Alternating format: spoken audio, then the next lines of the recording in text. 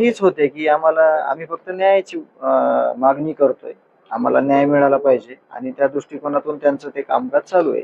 फक्त शिष्टमंडळच राहणार आहे उपस्थित म्हणून. हा हा जवळपास 4 महिने झाले घटनेला पूर्ण, मात्र सूचना आधारे अद्यापही फरार आहे. आज मी SP साहेबांना जर वेळ असेल तर त्यांना मी भेटणार आहे की या संदर्भात जी काही माहिती आहे ती पब्लिश करण्याची विनंती करणार आहे, जेणेकरून सगळ्यांना कळेल की कृष्णा आंधळे संदर्भात काय अपडेट आहेत.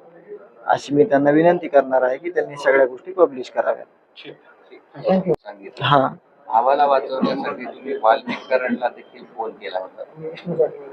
विष्णू चाटे जो त्याचं ऑफिस होतं राष्ट्रवादी काँग्रेस पक्षाचं, त्या पक्ष कार्यालयामध्ये हे बसत असल्या कारणानं आम्ही त्यांना फोन केलेला होता आणि ते सांगत होते की 20 मिनिटात सोडणार आहेत, 10 मिनिटात सोडतो, असे काही बोलत असताना त्यांनी ज्या काही गोष्टी घडल्या त्या दिवशी